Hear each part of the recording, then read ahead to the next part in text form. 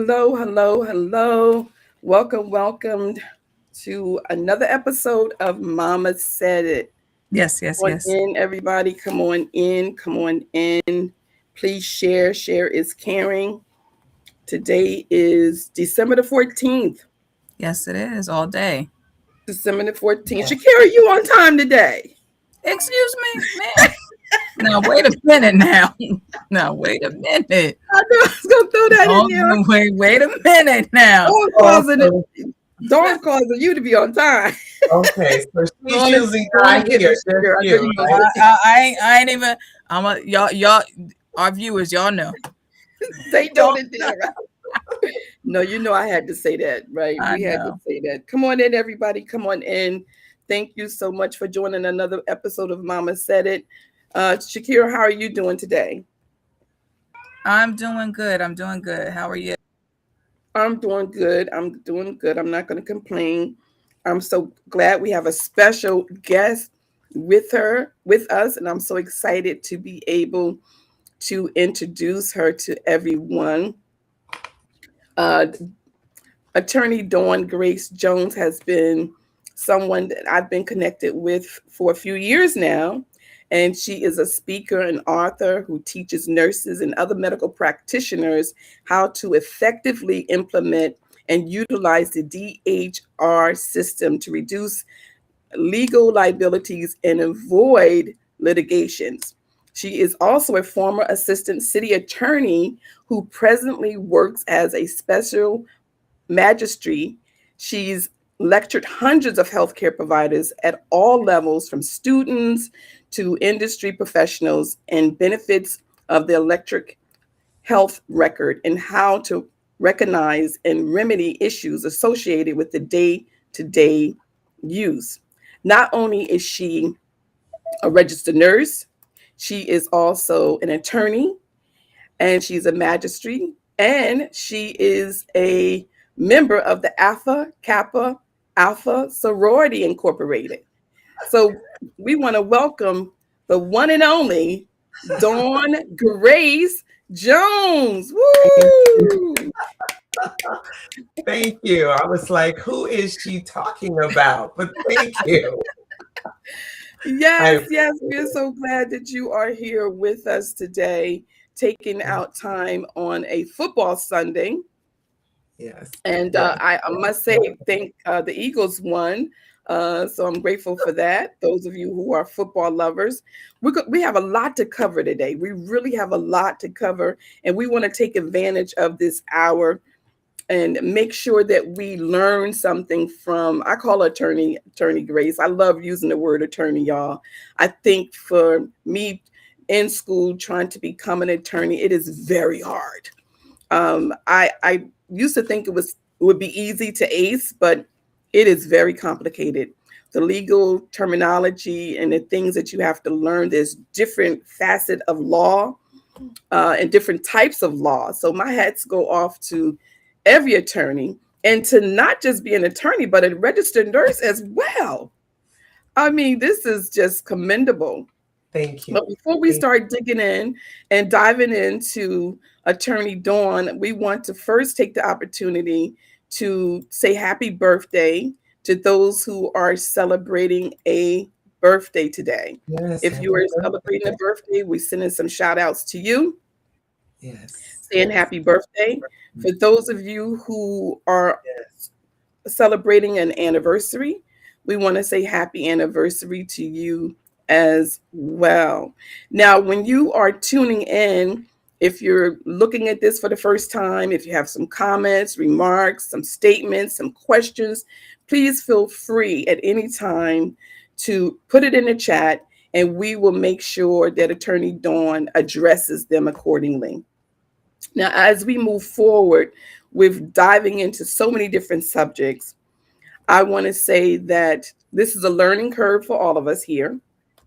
And we are learning from an expert who has been in the industry for many, many years. So, Dawn, let's talk about how long have you been an attorney? How long have you been an RN? And how long have you been a judge? I call you a judge, but a magistrate. Well, see now, I started to tell my age, kind of, right? So I came out of nursing school a long time ago. It Right. was in the 80s. It was in the 80s, okay? It And was in the I was 80s. Okay. from back then and worked ICU, ER, high-tech home health, different areas of nursing, including risk management. Law school, I graduated in 1991 and have worked in all sorts of areas. Assistant city attorney, litigating workers' comp. I had my own personal injury practice for years. I'm a title agent, so closings and real estate, very familiar with all of that, the contracts, all of that stuff. Just different Nice. areas of law. Sorry? I said, that's I'm, nice. Nice. I oh, love it. thank you. So I've been enjoying myself. And finally, over the last, I don't know how many years, I've been working as a magistrate. And when you talk about different areas of law, I cover different parts of the area, literally. So I'm in Broward County, I'm in Dade County, I'm in different types of courts, which has caused me to have to know different areas of law. And because I have to apply the law to the facts. So I have to figure out what's right, what's real, what's truthful, and what we're going to accept. And then I apply the law to that. So it's been a real good journey. I'm enjoying it. I love lecturing though. So I lecture to Mm. care professionals as much as I can, doctors, nurses, students, about the electronic health record. I was a professor for nursing students, graduate nursing students, for a while teaching policy, along with doing other things. I did that online. It was a lot of fun. I did that at my school. Undergrad, I went to FAMU, Florida A&M. Okay. For grad school. For law school, I went to the University of Miami. So it's been great. I'm enjoying myself. Yes. Awesome. Awesome. We appreciate you. We appreciate everything that you are contributing to the community and worldwide. Now, we're Thank you. going to dive into some of the questions that we have, and we're going to make this a learning curve, just not for just nurses and physicians and RNs and people that are in the medical field, but everyday people like me and my daughter who I don't have a medical background, but we come in contact with the medical health field all the time because when you live long enough, you may come up with issues or know someone who have issues. Right. Now, with that being said, I wanted to find out from you, there was a video that was played not too long ago where there was a healthcare nurse who turned hostile for her, and she ended up getting arrested while providing care. I want to show you this video, and then I want to get your intake on why this happened and how could nurses prevent this from happening in the future. Okay. Just stay with me for just a moment. I'm gonna have to hire somebody. Okay. Yes. Okay. So here we are. Just 1 second. Let me I apologize about this. Just 1 moment.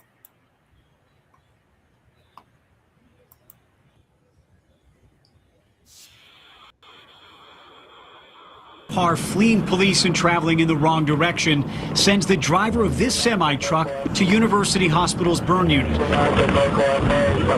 The truck driver is unconscious and not suspected of doing anything wrong, but Salt Lake City police show up asking for his blood. I'm just a nurse trying to protect the patient. Charge nurse Alex Wobbles says the request for blood is not allowed under the policy the hospital established with law enforcement. I'm going to arrest her. While she's calling management, the officer becomes impatient. She's going to jail. She even prints out a copy of the hospital's protocol. 3 things that allow us to do that are if you have an electronic warrant, patient consent, or patient under arrest. None of the conditions had been met. I'm just trying to just do what I'm supposed to do. That's all. After that explanation, while she's still on the phone with a supervisor, No, we're done. We're done. You're under arrest. We're going. We're done.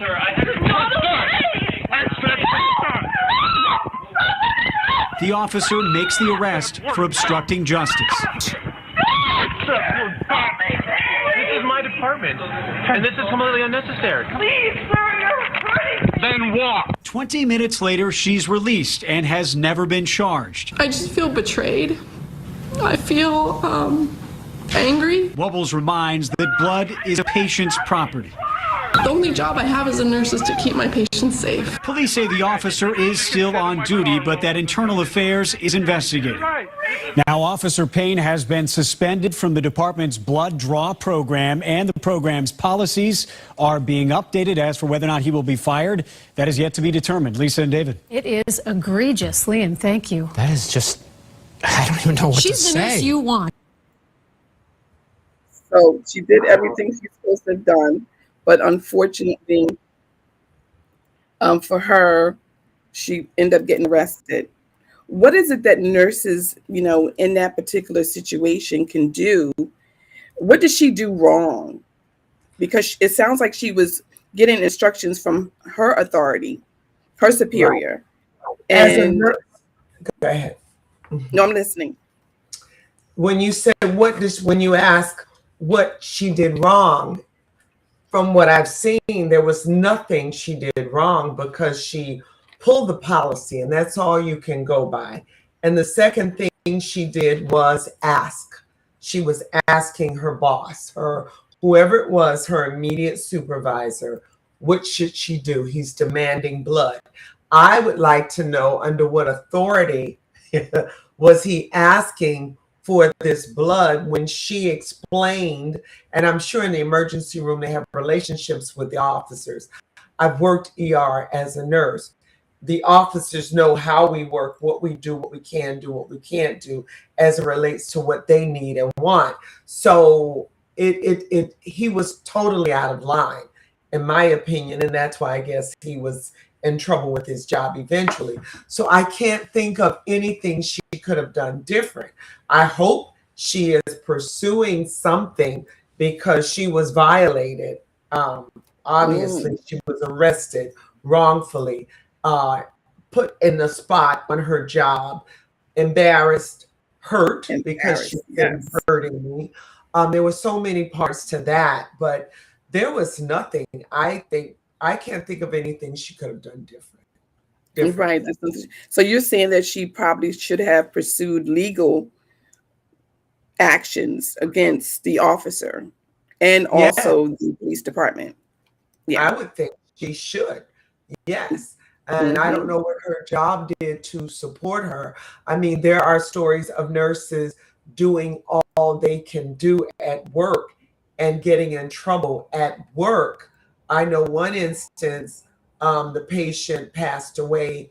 This is separate and different, but she was arrested for murder when she stayed to care for this 90-something-year-old guy.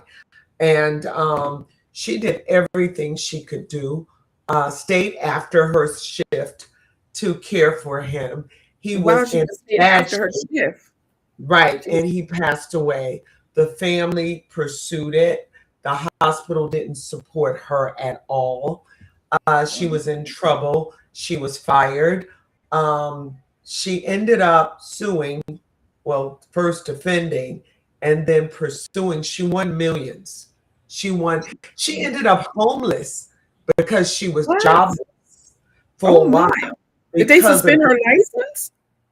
They didn't suspend her license, but nobody would hire her because the reputation was she killed this patient, when in fact she didn't. I think he was 94, but he was on a vent and he was a do not resuscitate, and he was very, very ill where he was going anyway. He was going. So she was doing her job, doing her best, staying around to help. Because once you get in that mode of helping that your patient, some of us feel like we want to see this through, especially if the next person isn't where we were with the care. So we want to make sure there's continuity of care. And in doing so, she lost everything. But she gained much more later, but she suffered. So she suffered between. Nurses go through a lot of things that are unfair often. Like Yes. sometimes your jobs will support you, sometimes not. Sometimes the policy supports what you feel you must do, sometimes not. Sometimes you're just making a call. I don't know how far you want me to go with this, but having worked risk, it was risk legal. I was already an attorney, and I had many nurses sit in front of me with, I'm investigating a situation, and they're crying, and they did their best, sometimes made a judgment that wasn't the best. And they can sit there and tell me how I know I should not have done blah, blah, blah, but I had to. I felt in that moment because this, and this. And it's like, oh boy, My but we goodness. Wow. something but a good nurse. I don't want to lose. So, and I don't want the system to lose because of a bad call. Sure. And there was a choice, but the choice wasn't the best choice, maybe. Those types of things. So nursing is it's a profession, right? And I know there's talk about that. I mean, it's a whole nother subject, but nursing is a profession and always will be. It takes so much to be a nurse and to It does. I believe that. I truly believe that. It's definitely has its good and bad moments, and that can be overwhelming. Now, I want to find out, from your experience as an RN attorney and a magistrate, what situations place nurses and providers at greatest legal risk, and what common mistakes most often lead to lawsuits? Great risk. When a person is doing, you say all providers, nurses, doctors, even everyone, when you are working and a patient if a patient is very, very, very ill, often you're almost walking on eggshells when everything isn't laid out what must be done. And you're trying to figure out and prioritize. And the person they're trying to diagnose exactly what it is, they don't know. And then what's more risk, the family's there, and I'm using the word risk, but it brings in more pressure. The family's there and they're upset, not at just the person being ill, but at the staff. You're not answering questions every second. You don't have definite answers. You're running around and they see you running around and they feel like, oh, this is disorganized and you don't know what you're doing and no one knows what's going on with my family member.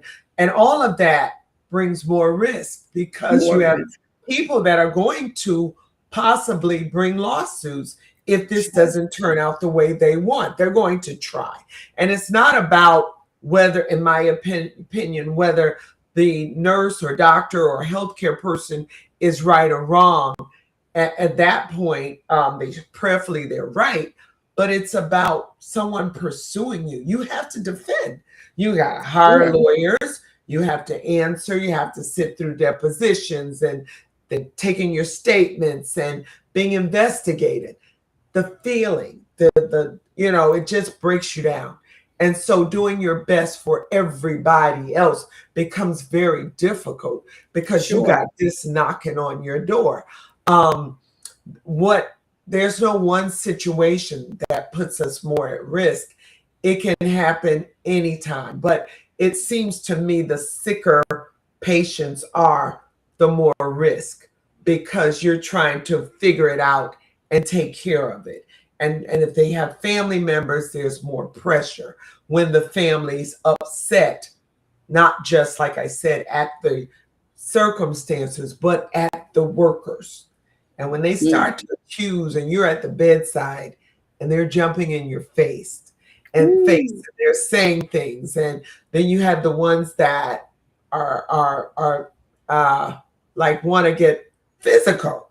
I have a nurse who was on a telemetry floor and the patient was very ill, yes, but it appeared stable. On telemetry floors, that's where they have the monitor on the patient, monitoring their hearts 24/7.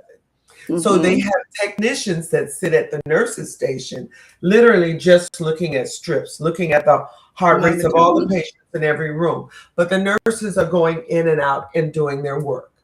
And this particular patient seemed stable in that moment. All of a sudden, that morning, the nurse had taken report from the other nurse, which they call handoff now. And the nurse had gotten handoff and went in and was assessing the patient, seeing how they're doing. The patient said they had chest pain. The nurse asked the tech at the nurse's station, "What are you seeing?" The tech says, "It looks all right now." The nurse said, "Let me order an EKG." That's the machine that they come up and they put the leads on and they really look deeply in the heart.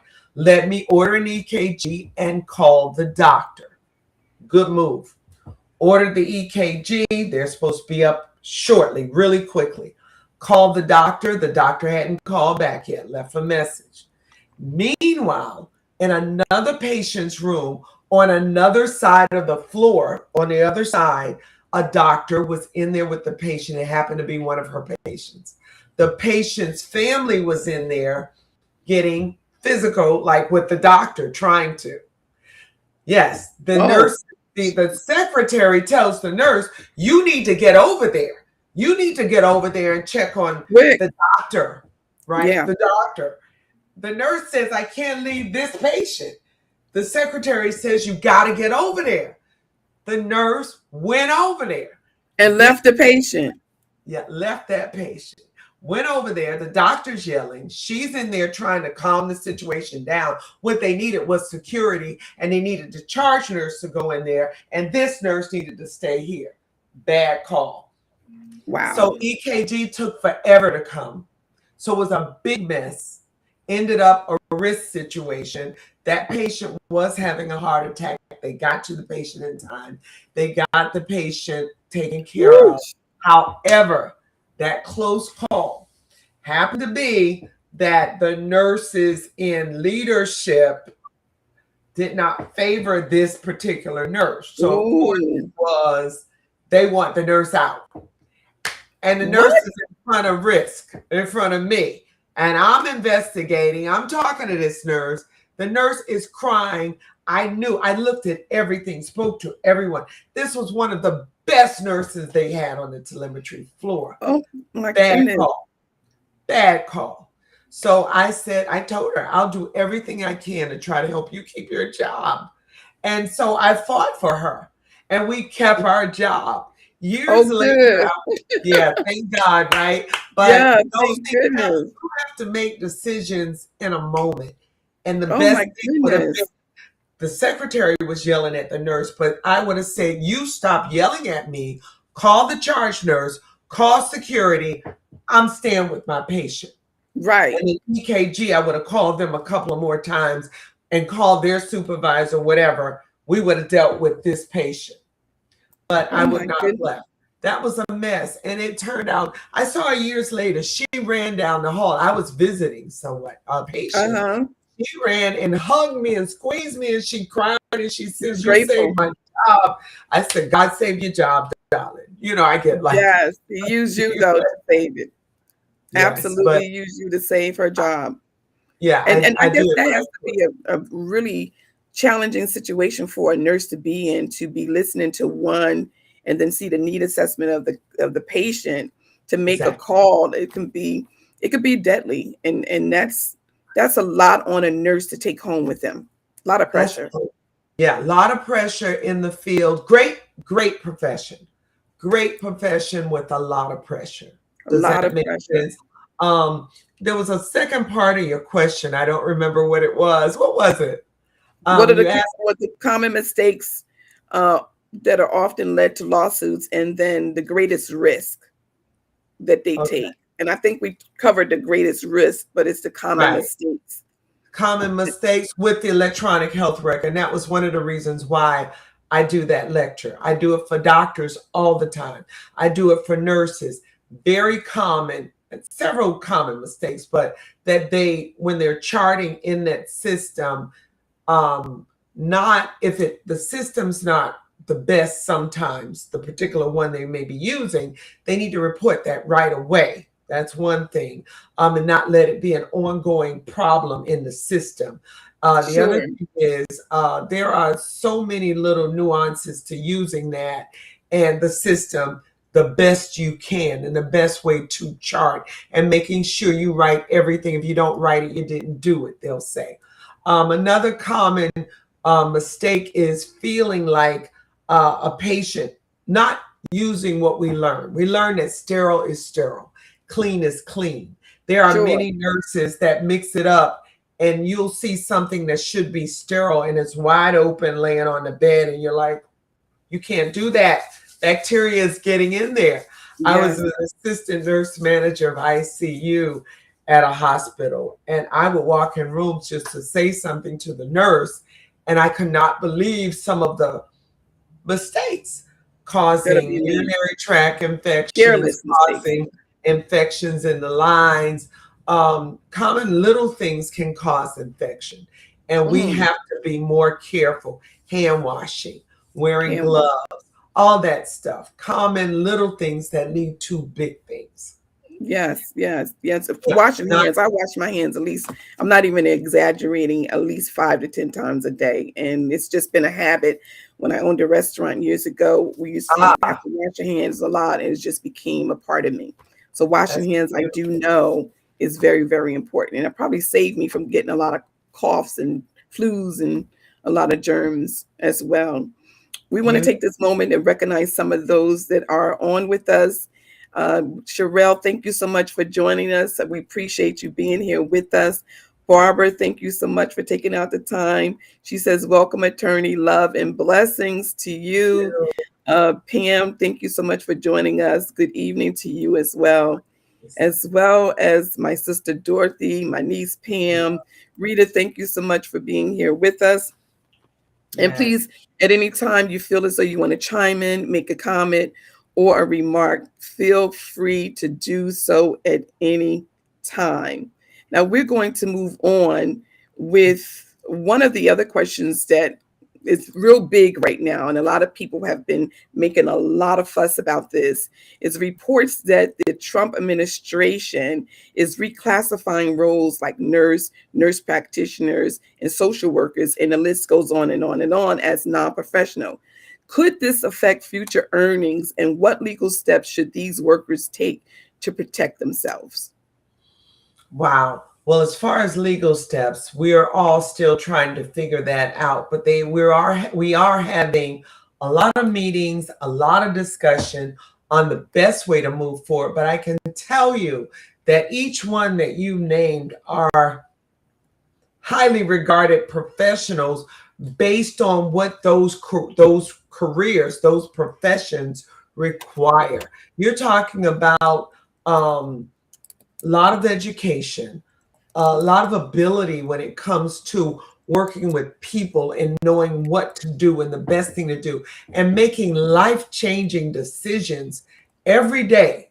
Nurse practitioners are nurses on a higher level. They are nurses who go on and get usually their masters in nursing, and they focus on a certain area. You have nurse practitioners that are nurses that work with adult health. And nurse practitioners literally do the job as almost like a doctor, because you have doctors that hire nurse practitioners. You have nurse practitioners that work alone in their own practices. I have a friend that was a nurse practitioner in a drugstore. They had their own little clinic, and she ran the clinic. No doctor was there. When you went in, you saw her. Many state that seeing nurse practitioners, often people get very thorough care, a little more thorough than if they didn't see the nurse practitioner. I'll leave it there. Most say that see nurse practitioners. Nurse practitioners, professional, of course. Nurses. I remember in nursing school, we took a class called Nursing as a Profession. That was a whole 3-credit class at my university. Yeah. And yes, you were learning what it was to be a nurse as a professional. You had to certain things you have to do as a professional. You're not just going on a job. It's not just a routine. You're making day-to-day decisions, and the decisions change based on the circumstances you face. And so in having to do that, social workers, big time, making big decisions and leading and guiding people, making life-changing decisions. So to call any of us non-professionals is an insult, and it's just wrong. It's just inaccurate. It's so inaccurate. It's like, what is? Oh my goodness! Why is this happening? It's like, what's the point? And it looks as if all of these professions are reporting. They have to report. So we're trying to figure out what's behind all of this.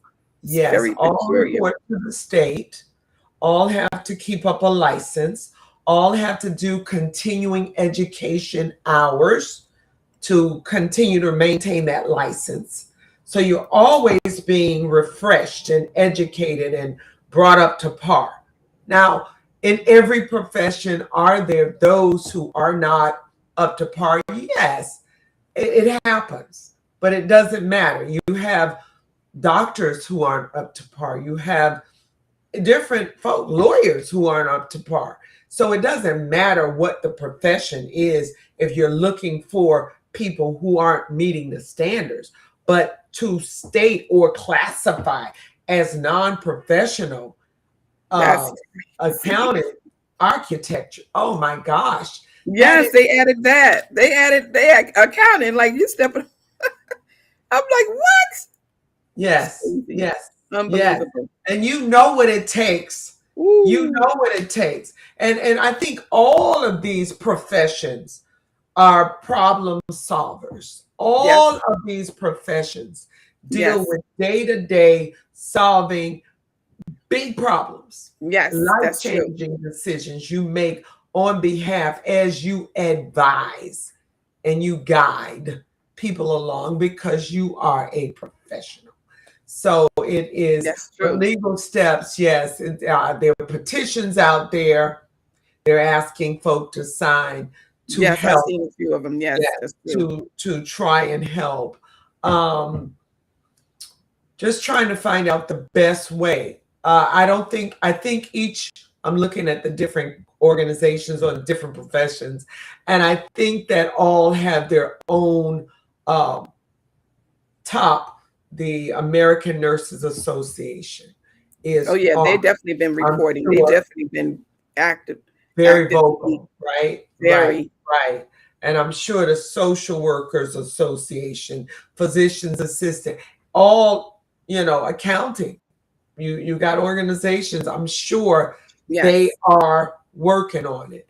There's no one way to do this because who would have thought this would come to this? Right? I must have skipped this in Project 25 because I read a lot of it. I didn't see this. Right. I didn't see this coming at all. There's so many things that are happening like this was a shocker. There are other things that are like, what? We just don't know what's coming, when and where and how it's coming, right? Yes. And so this is one of them, but this is why put even energy in trying to make professionals non-professionals. Why? What has happened? So I don't know what's behind it.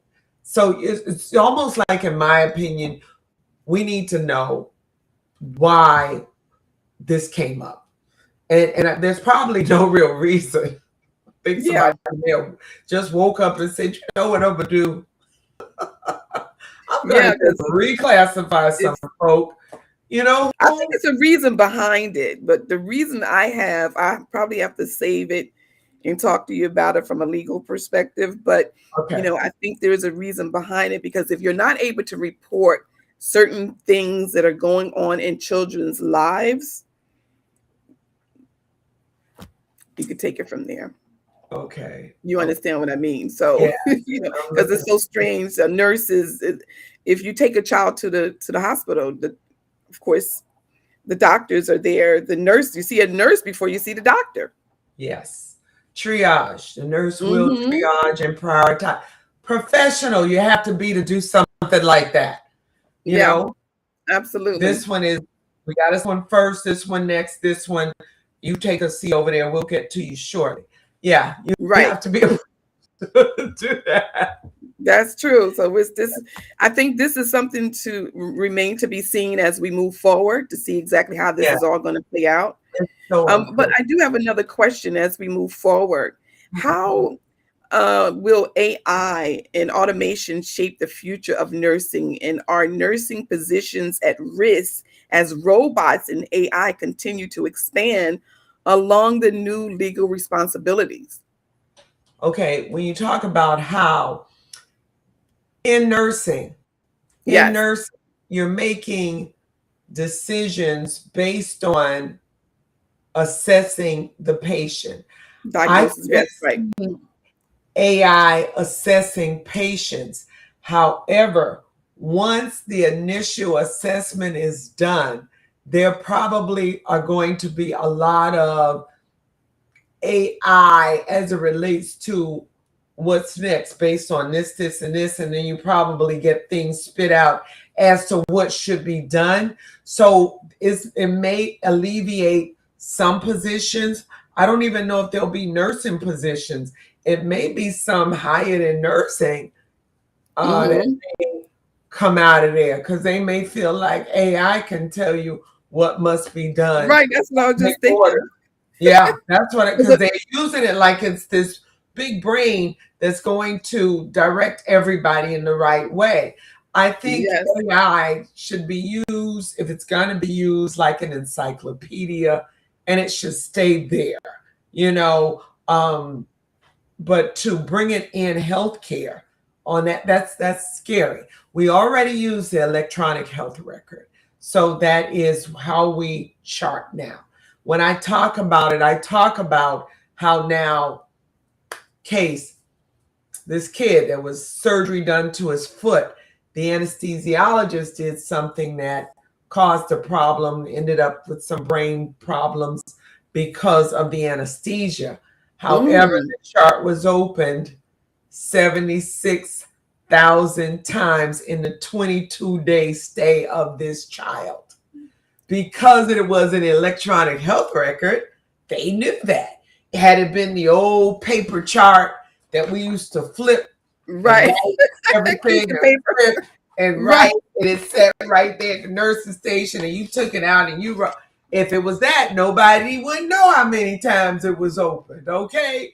There's so many things, and I say that when I talk about it in the lecture, because I have a deposition I do of the nurse who says, I mean, when I do doctors, I take it of the doctor that did the surgery. You know, I show how that would work. And the doctor's like, but I didn't do anything wrong. I don't understand why we're doing this, you know. Right. But when you talk about AI, I just thought of that because I was thinking it's already a computer, but it's not necessarily a smart one at that.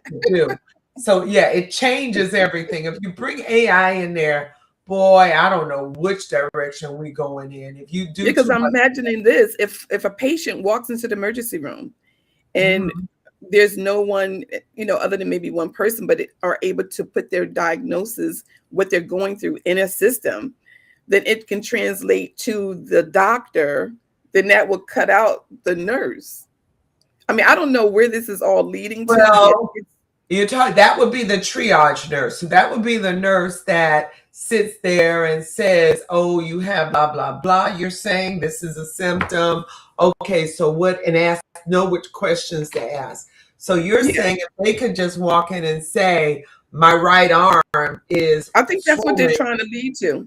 And da da da da da da da da.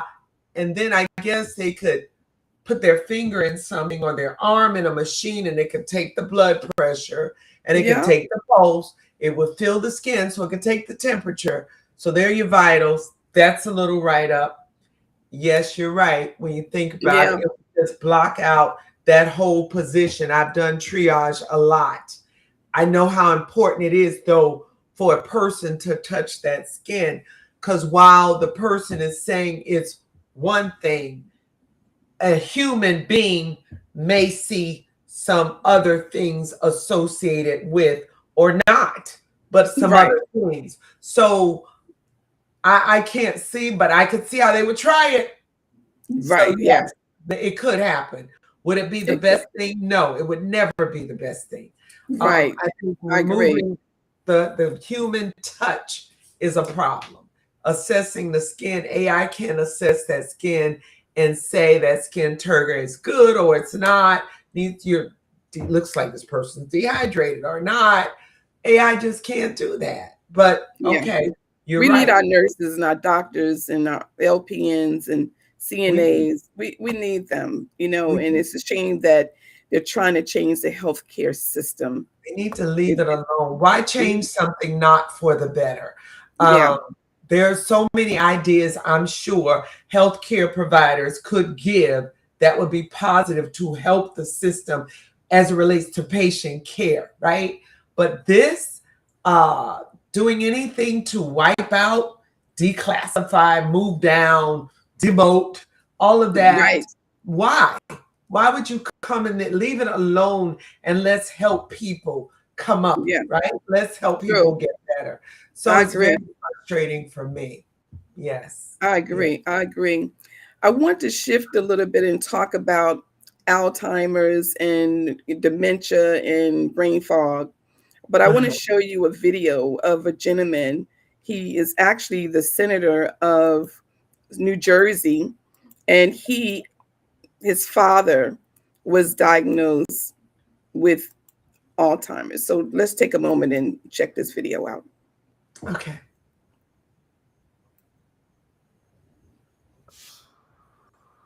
Or after dropping him off at his care facility where he lives, and I was alone, I felt helpless. I remember the doctor telling me that my family, that we're going to be looking after our dad, that frankly the next year or two are going to be hell. Hell, that's what was said to us. In a blink of an eye, I had gone from being a son to being a caregiver. Let me rewind and tell you a bit about my dad. My dad immigrated to the United States from South Korea a little over 50 years ago. His immigrant story was one of searching for a better life for himself and his family. It's not unlike many others. Now, growing up, my dad had a tough life. He was born during the Korean War. He was born with polio. He suffered with that disability his whole life. But here in America, he got an opportunity. He's somebody that ended up getting a PhD in genetics and actually dedicated his life to trying to cure cancer and Alzheimer's. On the day of my dad's diagnosis, his doctor asked him questions to test his memory and asked him, "What did you do for a living? What job did you have?" And my dad had no idea. You can't help but, you can't help but think that, that Alzheimer's won. My dad tried to cure Alzheimer's, but now Alzheimer's has erased all memory of my dad's work from his memory, from his mind. I felt really alone, but I also know that I wasn't, because there are millions of people like my dad out there. Over 7 million Americans right now living with Alzheimer's, dementia. And for every person struggling with Alzheimer's, there's a family, there's a community, there's a village of people struggling alongside that person, trying to figure out how to be able to give them the best care that they can. 1 in 4 caregivers for Alzheimer's falls into the sandwich generation, which is what I feel constantly as I got an 8-year-old, a 10-year-old, 2 little boys I'm looking after as I'm trying to also take care of now my aging parents. It's been a couple weeks since my dad's diagnosis, and I'll be honest, it's been an unbelievably challenging time for me and my family. There's not a day that goes by where I don't get some phone call from my father, some phone call from the center that he's at about some challenges that he's facing, another fall, another health complication. I live in that constant anxiety. I can't help but think about the quiet moments in the car or in the doctor's office where millions of other caregivers are hearing for the first time that their loved ones have been diagnosed. I can't help but think about the questions that they have, the feelings of being alone, of being powerless, of not knowing what to do or where to turn to. I'm not just a son or a father, I'm not just a caregiver, I'm privileged to be a United States Senator, but even in that position, I struggle with questions about Medicare and Medicaid, about healthcare, about support. And if I'm struggling with that, what are others facing? Over the coming months, I'm going to be on a journey to answer the questions that ran through my head in the car on that day that we got the diagnosis. What will it take to cure this disease? Why is it so difficult for caregivers to look after the people they love? How are we supposed to afford this? Are we really alone in this fight? I can't finish my dad's life work. I can't cure this disease. But if I'm going to go through hell with him and my family, I'm going to try to help as many people as I can along the way. I'll talk to my family and we'll try to come up with a plan. But it shouldn't be this hard. Yeah, there shouldn't be this much unknown.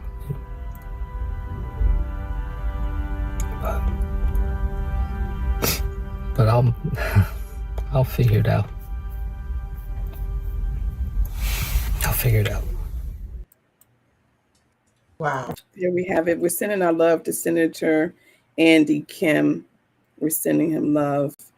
Now, with this diagnosis, my question, because it's a fine line, I think, and you can correct me if I am wrong, between brain fog, dementia, and Alzheimer's. Now, myself, recently, over the last few months, I've been having a lot of brain fog. First, it started off where you may leave out the house and wonder whether you locked the door, come back and make sure the door is locked. And many of you may have gone through this. I don't know. Or you, in the middle of a sentence, you forget what you were saying. And you kind of like, for a minute, you kind of like stuck. So with brain fog, dementia, and Alzheimer's, is brain fog a stage before dementia and Alzheimer's? How does that? Brain fog. Now I'm talking not from books, just from generally just kind of knowing.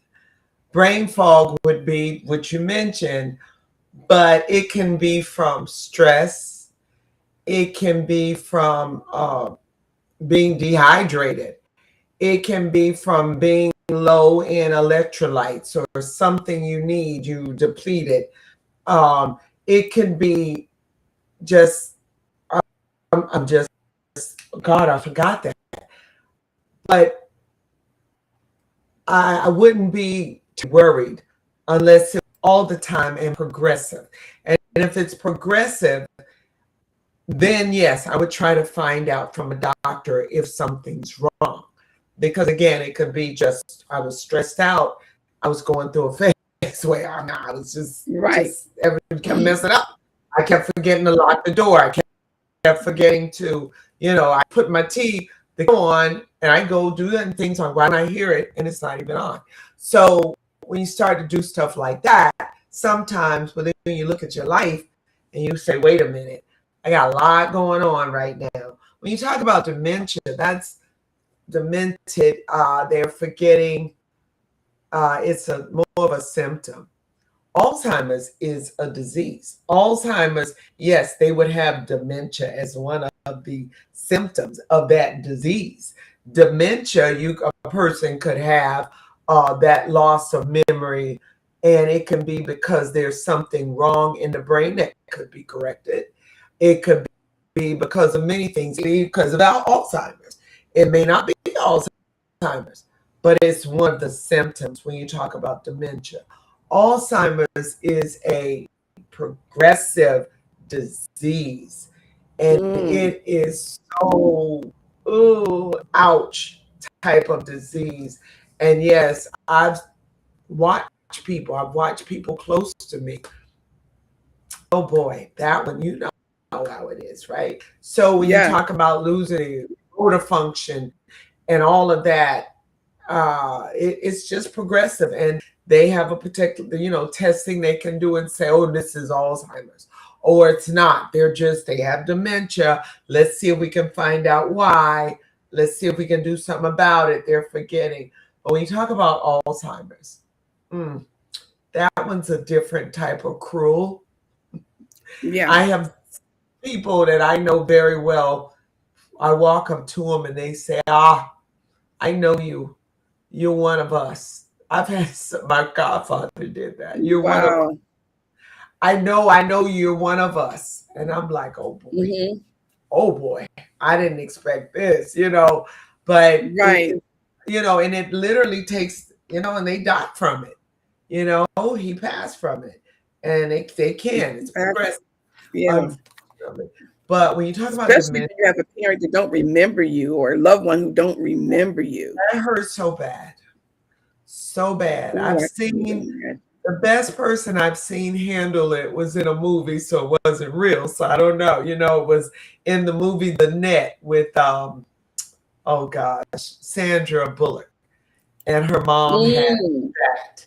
And she put her in a facility and would go see her and talk to her. And her mother didn't know her. And you could just see the pain. And then her mother played the piano so well. And Sandra was sitting next to her and she's like, were you one of my students? Like, who are you? And it's like, ouch, so that's a different Alzheimer's. But dementia is more of a symptom of could be a first part of Alzheimer's or something else, brain fog. It could be leading to one though. Because I'm like, I went and got me some Focus. I've been chewing it. You're trying to be proactive to try to say, okay, what is going on? I know I work the brain consistently without having a lot of breaks in between, lack of sleep. So like you said, it could be contributing towards that brain fog. So I'm being a lot more conscious because it is definitely right. And I think that's the first step, and that's a big step. You want to be more conscious. And for those of us, and I say that because I'm messing up sometimes too, but when we realize it, I think that's like, yay, at least we know it. Somebody's not telling us. Right. So now we can pay attention. Am I doing that all the time? Let me slow down. I tell myself, don't slow, baby. We got to get it. We got it right. And we got to be okay. We got to be okay. And I think that's how you start though. But recognizing is the first step. You know what I mean? Yeah. I have a friend who 4 years ago, his wife wrote me and said, and I knew him from FAMU, that he has early Alzheimer's. And I do these videos on Facebook. He loves watching them. She wrote me, please keep doing them and thank you. I said, wow, because I do little encouraging things. But I didn't know he was like that. I'm like, wow, she's dealing with that. This guy was a firefighter. He's retired. And now this happens. It's like, wow. And it could happen so quickly. That's the scary part. It can happen rather quickly. Yes. One of the things I wanted to ask you. You don't, what you going to say, Dawn? You don't think it's... No, I'm good. Okay. I don't one of the things with any particular group of people. It's everybody. Okay. I don't think anybody. It's not like everybody's getting that. Unfortunately, the Alzheimer's. It's like, yeah, got to be more familiar with it because it can happen. Definitely. I think one of the things I wanted to shift gears right now, and this is like a debate.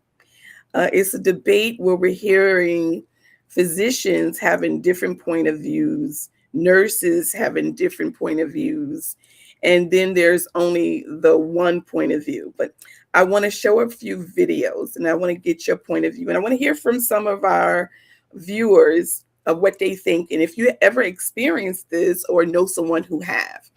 There's a growing debate over brain death, with some physicians questioning its use in raising organ harvesting concerns. As an RN attorney and magistrate, what is your medical and legal perspectives on this diagnosis? Now, before you comment, I want to show you some videos, and then I want to get your feedback on these videos. So I'm going to show you various clips where a physician is agreeing that it is not a myth, and there is a physician who is saying that it is a lie. So stay tuned with me.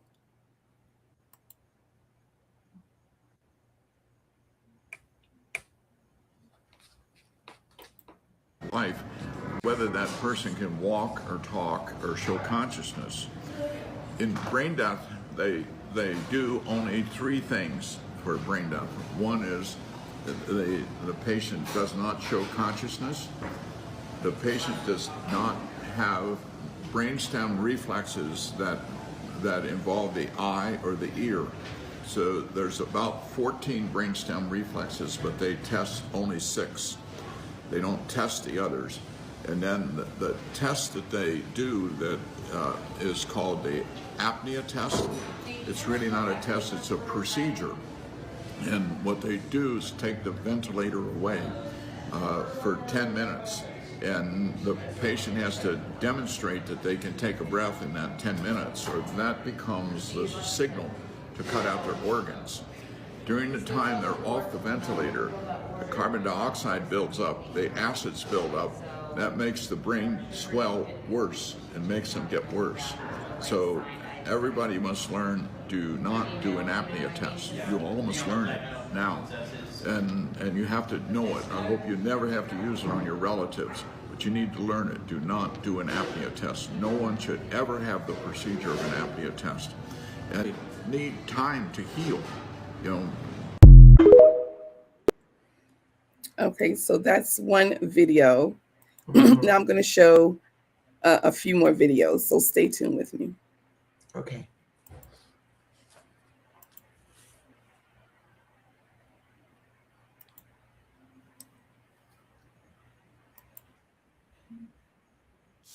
It's a lie.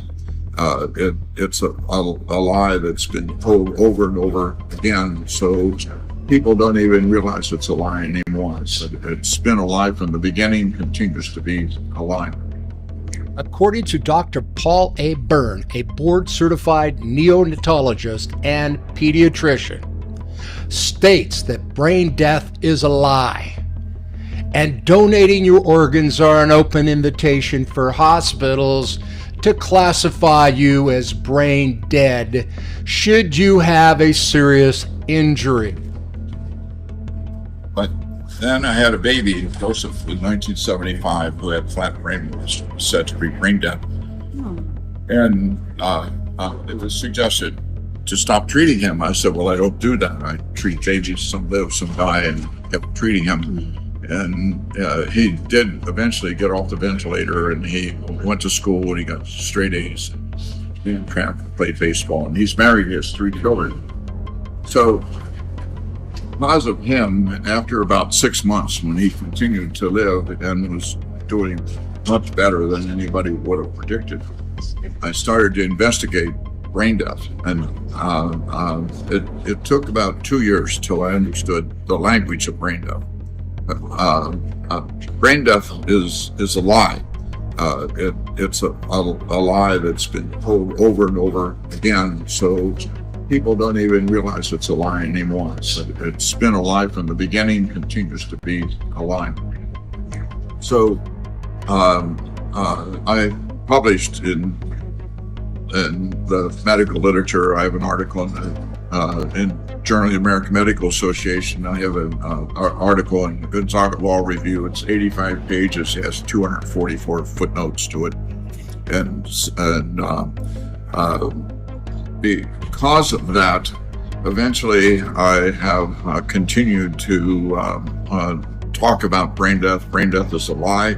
I have talked all over the United States. I've talked in many countries. The truth is easy, and then once you deviate from the truth, then you have first it's this false, but then when people become conscious of it's false, then it's a lie. Brain death is a lie. The way it occurred was that Christian Bernard did the first heart transplant in South Africa in 1967. 3 days later, they did the second heart transplant. And you don't know where that is, but I'll tell you. It was done in Brooklyn, New York. And what they did is they cut the beating heart out of a 3-day-old baby and transplanted it into an 18-day-old baby. And at the end of their surgeries, a short time after the end of their surgeries, both of those babies were dead. It was illegal, it was immoral. And so they had to do something to make it legal. And so what they did is they set up a committee at Harvard, and the committee invented brain death. And a designated requester is usually a very nice person who dresses nice and befriends the relatives. Can I get you a cup of coffee? Oh, I know this has to be terrible on you. We'll do everything we can to help you. And all of that is part of getting them indoctrinated procurement to get their organs. And I need to go take a shower. Whoa. So I want to continue. I have another video I want to show, and then I want to get your comments about this. Okay.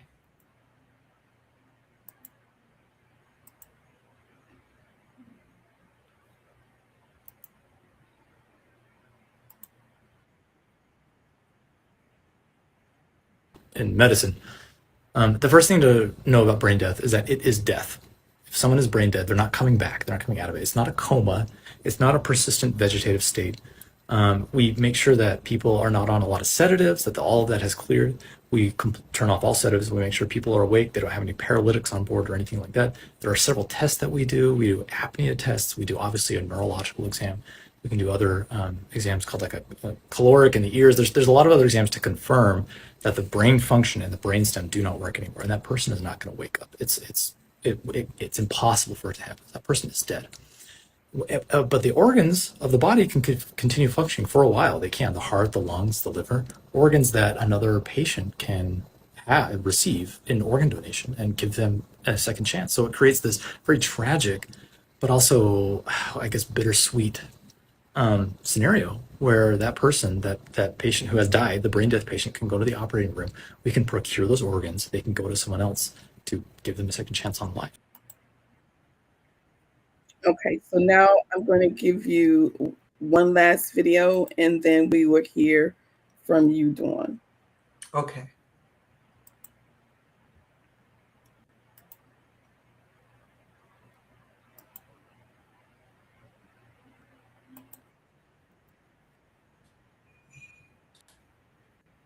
Doctors told Trent McKinley's parents their son was brain dead.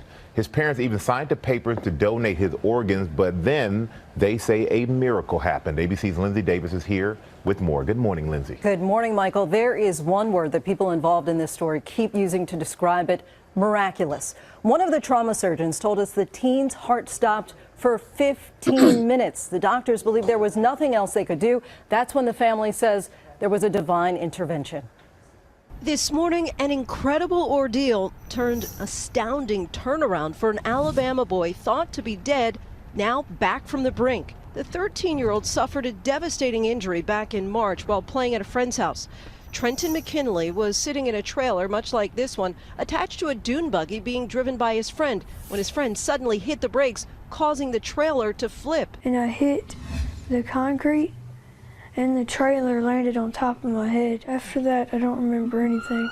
After being rushed to the hospital, doctors delivered horrible news to the teen's parents. Trenton had 7 skull fractures, and he needed not 1 but 2 surgeries to remove part of his skull. Expected to never make a recovery, Trenton was declared brain dead. He was dead a total of 15 minutes. When he came back, they said he would never be normal again. They told me the oxidation problems would be so bad to his brain that he would be a vegetable, even if he made it. Clinging to life after surgery, his parents were preparing for the unthinkable reality that their son would never wake up, and began the heart-wrenching process of actually donating his organs. 5 kids needed organs that matched him, and it was unfair to keep bringing him back. because it was just damaging his organs even more. Trenton's parents signed the paperwork and began preparing to take their son off life support the following day. But that's when, incredibly, Trenton showed signs of life, his brain flickering aware. The younger patients tend to have more plasticity, more ability to rewire and other parts of their brain to pick up the slack of the parts of the brain that are no longer working. Slowly but surely, Trenton is defying all odds since his accident. He's a miracle, and he just amazes everybody. No other explanation but God. There's no other way that I could have came back. Even the doctor said. Trenton is now home, and clearly one thing that's still intact is his sense of humor. I thought I could turn my head sideways and put salsa in there and eat chips and dip out of my head. You're a man. No more washing dishes for me. Still got that sense of humor.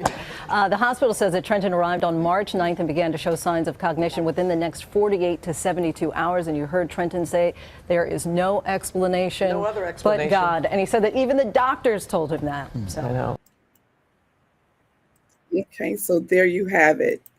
So we have physicians that are on two separate sides of the fence, and they're saying that being brain dead is a myth, and one says that it is true. So what is your take on this? Because this is a debate that's been going on for years, and it's really becoming more popular as we see more people becoming and being diagnosed with being brain dead. Not only that, we find out that there's over 17,000 cases where people have been told by their family that they've been brain dead, and there's over 40% of those cases have been patients who had recovered. Even, and some of them was issued a death certificate. I think that the testing needs to be standard. When he talks about 13 things to test, but they only test 6 or 7, said, I think that's probably the answer. If you're testing everything to find out if the stem is working, if there's any hope, if there's anything going on, then test it. But if you're testing it, but you're not really testing all the parts of it, then I think that's a big one right there. When I was working in ICU 500 years ago, bedside, no, not 500. The main test that was done was called an electroencephalogram, EEC, and EEG, and it would look for the brain waves, and they would say, "Oh, what was EEG? What were the results?" And it was like, it was flat.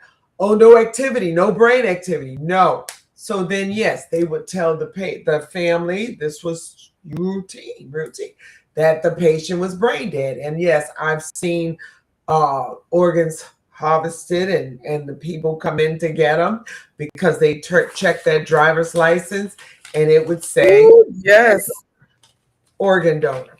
So, and they would come around and wait with those little containers for them to take that person to surgery and take those organs. And because the person have to be alive in order to take those organs. Once they're declared brain dead, as far as the doctors were concerned at that time, they are dead, except they're on a vent, keeping them breathing to keep everything, the blood flowing everywhere, to keep everything working so they can take those kidneys, so they can take that heart, so they can take those organs out, whatever they needed that they could use, eyes, they would take. So they would be dead, but not dead. Like the birth certificate didn't use the death certificate, that date as the date of death, because they keep them alive until they get the organs, or even with the heart beating on its own. It's beating on its own, because usually those patients, they're very sick, but they're not. It's usually something wrong with them where their heart is good. So that heart is beating good because they may want to take that heart. So they're really still alive. Yeah, they're still alive, but their brain dead. So there's no hope, according to the doctors, of them coming back.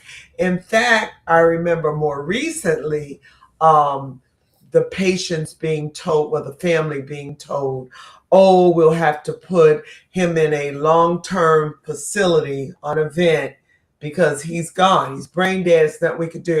You won't, the person may not, they're not going to donate the organs. And they say, no, don't take them off the vent. Because then they're saying, can we take them off the vent? Because they're brain dead. They're not coming back. And really, they want the bed. They are like, can we take them off the vent? And the family says, take them off. Take them off. Take them off. Since you're saying they would have to stay like this or go in a facility and be like this for years, take them off. I know Johnny wouldn't want to stay here like that. I know Daddy wouldn't want to stay like that. Look, don't take me off, okay? I don't believe in brain dead. I don't believe in it. If the heart is still beating, I think a person have a chance. So for me, no, don't take me off. I don't believe. It's just something about that just doesn't seem right. That a person, because you have so many cases where a person have been diagnosed saying that they've been brain dead and the people are living. Some of them living right now today, family, children. Yes, now, yes. What if? Yes, that's right. That family would not have fought. Yes, yes. There are so many situations where people are, man is making these decisions, okay? And so I'm not saying I agree with them. Man is making these decisions. I have seen us have a young man in ICU on a vent, in great shape, and looks like, God, why won't this guy, be okay? Right. And then we end up coding the guy because the heart stops for a minute. We can't seem to get them back for whatever reason. And then the doctor man calls it stop compressions, stop all meds, stop bagging them, giving them breath, stop. And he calls the code at whatever time, that's the time of death. We have walked away from the bed and we're doing whatever, leaving the body there, going to go back, but just leaving him for a second. And I was the one on this young man. He was 37. And I looked. I said, oh, my God, look at the monitor, because that heart started on its own. Like, Jack, y'all can stop if y'all want to. I'm here. That guy made it. So you do have to be careful. So when they talk about the apnea test, taking them off the vent, and now nothing's happening, no exchange, because their lungs may be ill for whatever reason. So you take them off the vent, and now the brain is swelling. Right. So the that causes it to swell. Lactic acid, is increasing in the system. That's all not good. And the brain swelling, not good. That alone would kill. So you're right. So it's a debate, but I understand why when they're taught, nurses are taught, okay, these are the tests we do. I work here in ICU. This is what we do. Blah, blah, blah, blah, blah. Doctor ordered blah, blah, blah, blah, blah, blah, blah. Oh, they checking to see if he's brain. Yeah, they checking to see if John Doe's brain. And you just do what you're told. You're professional. So you're doing it right. And you're doing it good. And because this is the belief of the establishment of this environment, this is what you believe because this is what you're doing because this is the right thing to do because it makes sense at that time. But nobody's given us a doctor, what was his name? Byrne. No one's given us that opinion. No one's giving you that information. So that means people are making decisions and they're not informed. Because if people are informed, okay, then we make better decisions. But people don't get that part. Families in their need, time of need, don't get those options. They're not told that, okay, you're going to make a decision here. There's a chance, something called brain death. And that is when we don't expect the person to come back. That is when there is no brain functioning. Now, we've done some testing, and so far we're not seeing any functioning, but we have not tested this, and this. We were only able to test these things, and that's what we tested. These things we couldn't even test. So I can't tell you everything. But as far as we're concerned, we're ready to make that diagnosis. We want to know what you guys want to do.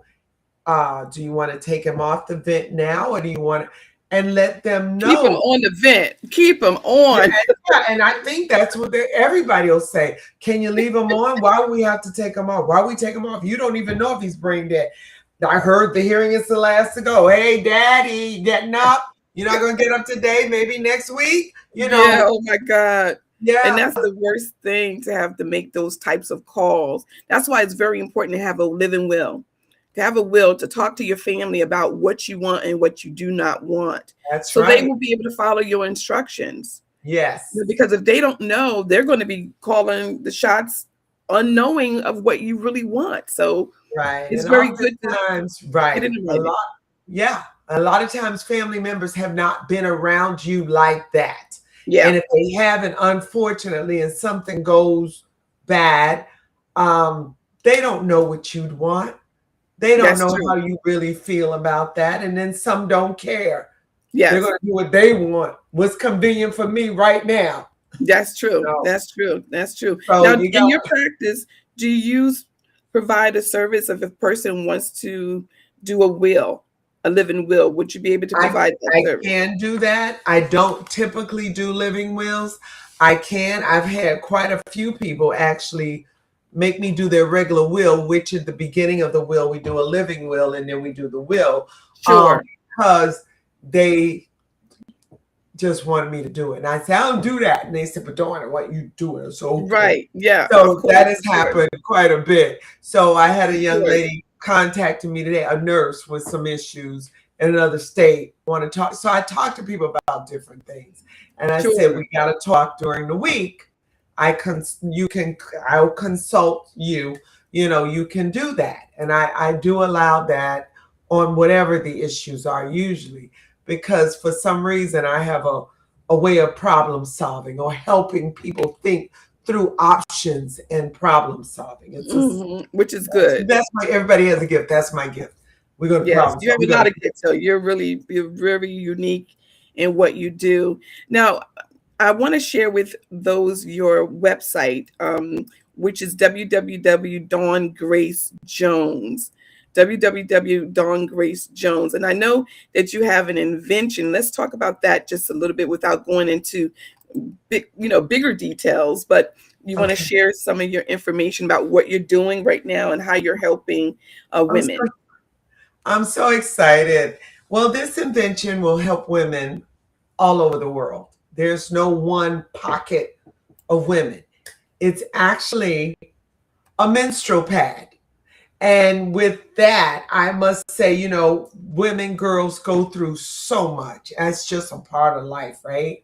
And one of the issues I noticed through my life and my daughter was the backflow issues we have with, and I can say it, I know men are listening, and that's fine.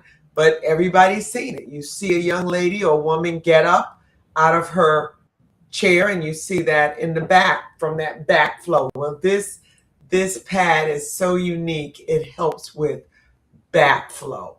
And so I am very excited about having created it. I patented it, and that's what's happening with that.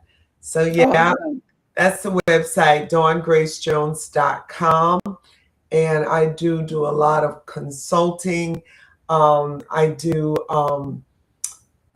help businesses with their arbitrations as it relates to employees and must arbitrate before litigating. So I arbitrate. I'm an arbitrator. I do different things. I help healthcare facilities with loss mitigation stuff, doctor's offices, clinics, different people who don't have a risk manager on staff but needs risk type things done, reviewing contracts, even whatever they need. And yes, I have this invention. This is dawngracejones.com. I have another website, which is gracefullyhealthy.net. And on that site, we talk a little bit. The videos is a video. It's about healthcare, but it talks about, yeah, that's gracefully healthy. But there's a video there about the pad, actually. And it's right there. That's it. Gracefully Secure is the pad. So it's been fun, and I'm enjoying this ride. I like doing different things, but everything moves towards supporting and helping others. That's what I do.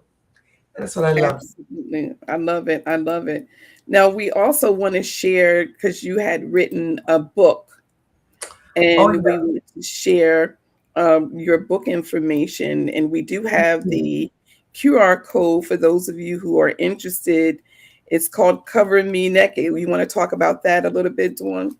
Yeah, that's it's really a love story, but it's a love story that has a lot of lessons in it, and it's very short. It's not edited, guys, so please forgive me on that one. That was my first one, but that's actually my favorite one. Cover Me Naked, and it is awesome. So when you read, it's a different read. That's people love it because it'll be the storyline, and it goes into little poems in between the chapters, and in between little short, just poetry is in there as well. And I love writing it. But Cover Me Naked means, present yourself to me, be around me, be my friend. Come and as you are, though, naked, right? No deceit, no lies, no false anything, but just hidden agenda. Yourself. No mask. Remove the mask. Let me see. Yes. This is me. Let me see you. And that's what it means by Cover Me Naked. The main character in the book goes through life that way. I try to go through life that way, naked, if you will. I say a lot of times, as my godfather used to say, I'm an open book. So I say a lot to people when I'm trying to help them, because I'm helping myself. A lot of the things we go through, as you know, we go through the same types of things, same types of pains. That's true. So I can identify with a lot of people's stuff, and people can identify with mine. But Cover Me Naked is what I hope we all can do for each other, cover each other. Naked. Awesome. Now, for say it's just a nurse is having problems, have litigation issues where she needs representation, would they be able to call on you for some sort of consultation or some sort of direction, especially because you are a registered nurse and you're an attorney as well and a magistrate? Yes. Can you elaborate on that a little bit? Yes, I actually do help nurses like that a lot. And I've had nurses across the country call me for different things. And one thing is I could say, see, I understand the hospital system and how it works.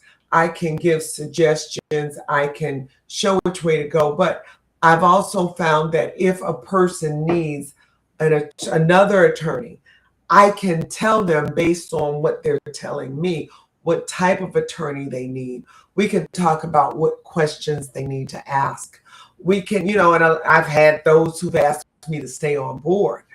And even though they pay one little fee for a consultation, I'll stay on board and they can pay for me I'll go sit in with them. I've gone and sat through their first meeting with the attorney, the other attorney. I'll call that attorney for them. I've done that. I have somebody that's going to call you. The person's name is blah, blah, blah.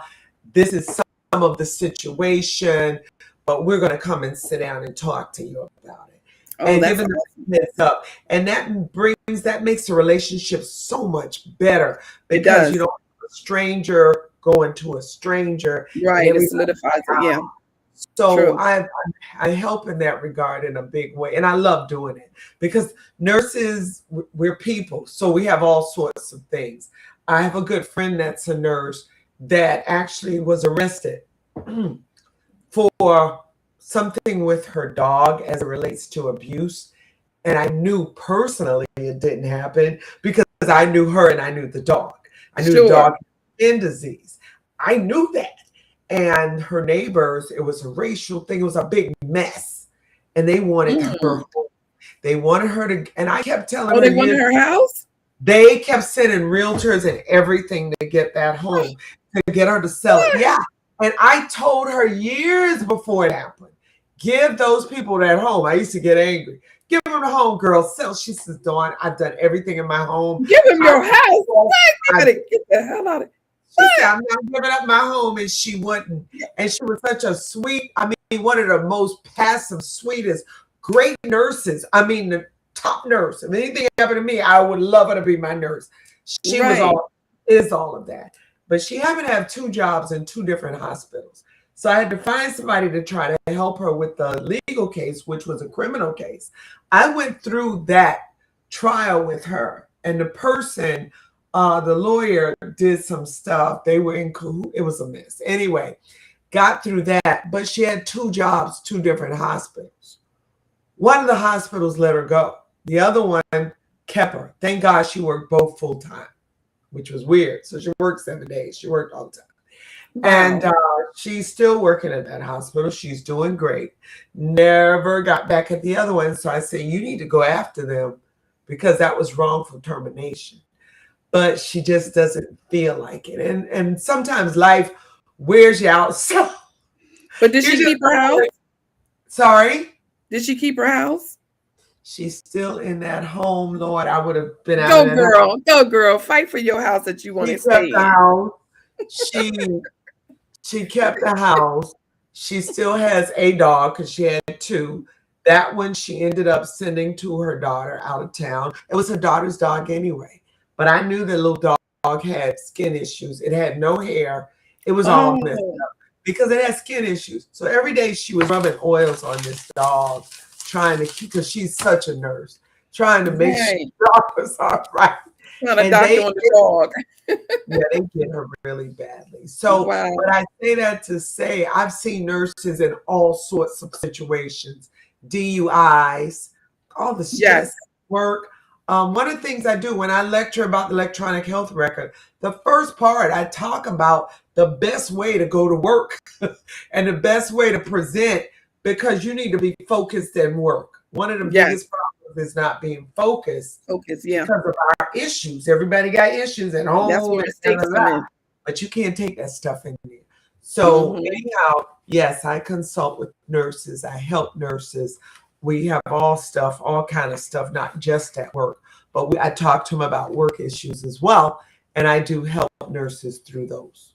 Yes. Now, how about coaching? Are you doing any coaching for nurses who are up and coming or need some continuation? I'm smiling because I have nurses, baby nurses, or people who want to be nurses that I do pull along. Because again, I think it's an awesome profession, right? Yes. So no, I do coaching. I have an older, well, 1 or 2 nurses that are older than me who call me their life coach. Now they don't pay me for it, but I do inspire them and keep them going. One of them recently changed her wardrobe and she was quiet and shy, and now she's half retired and she's looking good and just feeling good about herself. Yeah. Half retired. I'm sure she's feeling pretty good. Yeah, but she feels good about herself. She never would say anything except to me. You know, we'd have lunch and breakfast and talk. But now she talks, she starts conversations. She knows everything about everything. We have a good time. I love listening to her talk to other people. Her talk. Yeah, so I do coach. I do. You do coach. Okay, so people can actually reach you at DawnGraceJones.com. DawnGraceJones.com. She has a contact page. You can fill that information out. It'll go to her, and she will be in touch with you for sure. One of the things I want to share with our audience, and this is actually down in your territory, and I don't know whether you had heard about this, but let me just share this with you real quick. Okay. But not like this. A live hand grenade inside a donation bin at a Palaca Goodwill caused the entire building to be evacuated. This happened at the Goodwill on South State Road 19 in Palaca on Thursday. Palaca police tell us the St. Johns County Sheriff's Office bomb squad they assisted, they were able to remotely detonate this grenade in a secure location. A Goodwill spokesperson says the grenade was found near the donation door. It never made it onto the retail floor. And they are urging everyone to please thoroughly check all your items before donating because you never know, there might be a grenade in there. Yeah. Yeah. Wow, that's like Central Florida. Like, yeah, I know. Central Florida, right? Right. Yeah, that's kind of scary. Away, but yeah, so I want to tell our viewers, if you're donating anything, make sure you don't have any ammunition, any guns, because mistakes happen. I've been hearing that they find guns, they find ammunition, they find, as you just seen, a hand grenade. So they find all kinds of things being donated, but this here is very scary. And that's not the first time it happened. It happened before where there was a different Goodwill, and it was approximately, I think it was 8 grenades, and this was in Jacksonville, Florida. I've never heard of anything like that. Yes. It's Oh, kind of scary. Kind of Yeah. scary when we're donating. Yes. I want to just back up because we actually went overtime, Dawn, and thank you so much for staying with us this extra half an hour. I do want to read a comment from Barbara. Barbara says, I feel that everyone in their field should be familiar with AI. At least you can say that you are knowledgeable about how to use it, and we are headed in the Jetson direction. I totally agree with you. And Jetsons was one of my favorite, one of my favorites. Yes. She went on to say that I have robots overseas that shampoo hair and do hairstyles. I'm researching the pros and cons. Rather than saying it would not come to the States, we have to be aware of innovation. People do not believe we would see electric cars or self-driving, but of course we see it, right? Right. And yeah, Good points, Barbara. She's so right. My friend just came back from Japan and she says, Dawn, she kept saying they are so much more advanced than we are. So much more. So when she talks about the robots, yes. And I think, yes, we need to be familiar. I know there are people that say they don't want to be familiar. They don't want to know anything about it. They're not going to get into it, but they will be left behind. Just like folk trying to figure out the computers who didn't want to be bothered, but you had to get on board. Okay. The thing about AI, she's right. We need to know. We need to at least understand. So even if I feel you got to go to the free AI and type in something and watch what it does, then you become more and more familiar. Then ask it a question and let it give you something. And then you know a little more. But I think that's important. She's right. So you determine how far you want to go with it now, but you're going to need to know. You're going to have to be familiar. And I think the more familiar you become with it, the more you can kind of figure how it could creep into other things. Like we were talking about taking the place of the triage nurse, but other things. Yes. You're right. I could see how it could creep in. Absolutely. Thank you so much, Dawn. I really appreciate this. You got to come back. I'll come back. This was fun. I'll come back. Yes, you have to come back. We really enjoyed you. Now we want to have some remarks from you. What is some of the things you would like to say to your viewers and our viewers as we depart? Stay informed. As you probably heard this hour, a lot of things have to do with just understanding and being informed. When you talk about brain death, when you talk about Alzheimer's and dementia, when you talk about all these different things, you need to really know about them. Look them up on AI, but just get all the information you can so you can be informed. I think we make decisions without knowing too often, and then people make decisions for us, And that's not good either. I think we need to make our decisions, understand what we're doing, get all the stuff you can get, all the information, and then make your informed decision. So I think that's one of the most important things we can do.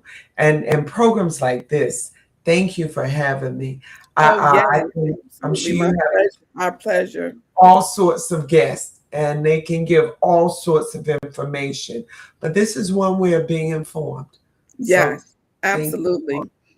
And I do want to say this on behalf of my daughter. She had an emergency with one of her sons, and she had to get off to attend to him.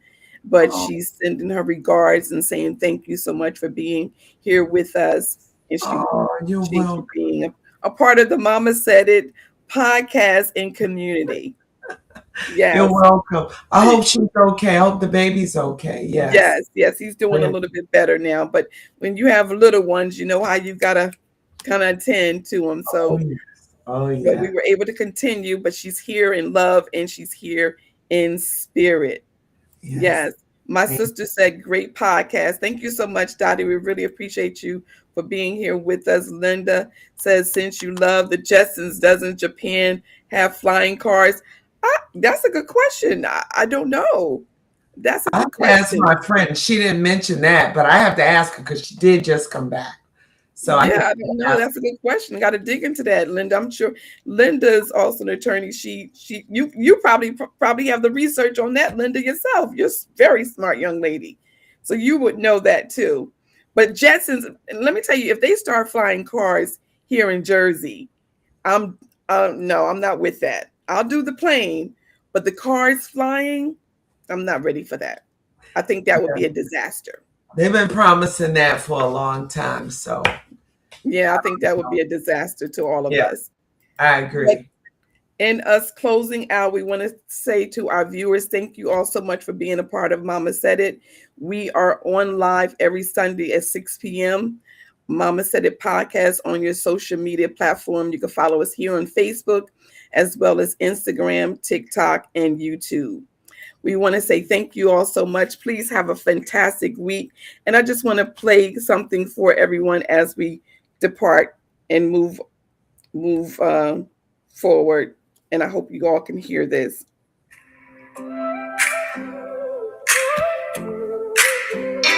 Mama said, baby, storms gon' roll in heavy. Rain don't mean forever, it's just temporary. She held my hand, said keep your feet steady. Tears fell like rivers, but her words stayed ready. Under gray skies, her voice, the sun in my chest. No map for the journey, but her love knew the rest. She said lift your head when the winds hiss. Pray, child, pray, cause it'll be days like this. Mama said there'll be days like this. Keep your faith, don't let the light slip. Fall to your knees, let the weight lift. Mama said there'll be days like this. She sang hymns in the kitchen, soul on repeat. Her apron, my shield, her voice, my heartbeat. Taught me how to stand tall, how to take heat. Life through the punches. She said, baby, don't retreat. She preached grace like roots that dig deep. Told me when you sow love, the harvest runs sweet. Lift your voice when the dark tries to twist. Pray, child, pray, cause it'll be days like this. Mama said there'll be days like this. Keep your faith, don't let the light slip. Fall to your knees, let the weight lift. Mama said there'll be days like this. Mama said there'll be days like this. Oh, yeah, she was right. Yes. We want to say thank you all so much for joining us again for another episode of Mama Said It. May all of you have a fantastic week. God bless as we Thank say good night. Good night. God bless you. Thank you. Good night. Yes, Barb, we have a theme now, girlfriend.